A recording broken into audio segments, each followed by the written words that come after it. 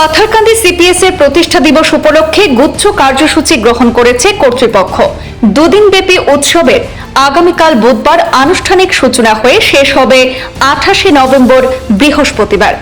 CPS Patharkandi প্রতিষ্ঠা দিবসের মুখ্য আনুষ্ঠানিকতায় থাকছে বরাক ট্যালেন্ট ফেস্ট এবং মহাকাশ ও ড্রোন প্রযুক্তি প্রদর্শনী। উৎসবের শেষ দিনে পড়ুয়াদের সঙ্গে বিশেষ ম্যারাথনে অংশগ্রহণ করবেন ইউএসটিএম এর চ্যান্সেলর তথা ইআরডি ফাউন্ডেশনের চেয়ারম্যান মাহবুবুল হক।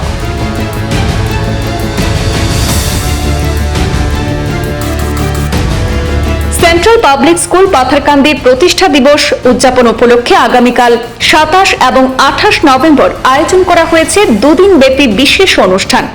বরাক ট্যালেন্ট ফেস্ট এবং মহাকাশ ও ড্রোন প্রযুক্তি প্রদর্শনী হবে এই উৎসবে।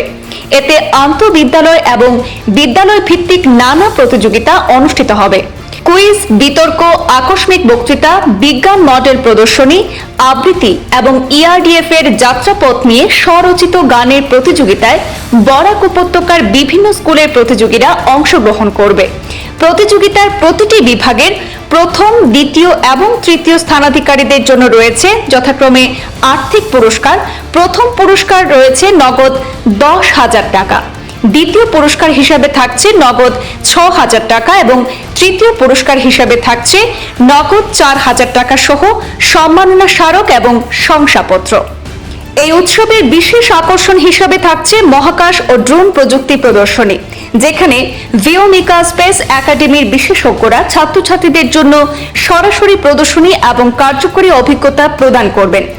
বিচার কার্যের স্বচ্ছতা নিশ্চিত করতে আসামের বিভিন্ন খ্যাতনামা প্রতিষ্ঠানের বিশেষজ্ঞদের আমন্ত্রণ জানানো হয়েছে। অনুষ্ঠানটি অলংকৃত করবেন ভারতের বিভিন্ন বিশ্ববিদ্যালয়ের মাননীয় উপাচার্যগণ, জেলা প্রশাসনের উচ্চপদস্থ কর্মকর্তারা, বিশিষ্ট বুদ্ধিজীবীরা এবং বরাক উপত্যকার বিভিন্ন শিক্ষা প্রতিষ্ঠানের প্রধানগণ। উৎসবের দ্বিতীয় দিন অর্থাৎ 28 নভেম্বর ভোর 5:30 ইউএসটিএম এর চ্যান্সেলর এবং ইআরডি ফাউন্ডেশনের চেয়ারম্যান মাহবুবুল হক ছাত্রছাত্রীদের সঙ্গে একটি ম্যারাথনে অংশগ্রহণ করবেন। সন্ধ্যায় তিনি শিশুদের সঙ্গে একটি বিশেষ খেলার আসর উপভোগ করবেন বলেও কর্তৃপক্ষ থেকে প্রেস বিজ্ঞপ্তিতে নিশ্চিত করা হয়েছে। জ্ঞান, বিজ্ঞান এবং আনন্দের এই মহামিলনের উৎসবে সকলের উপস্থিতি এবং স্মরণীয় মুহূর্তের সাক্ষী হতে আহ্বান জানানো হয়েছে।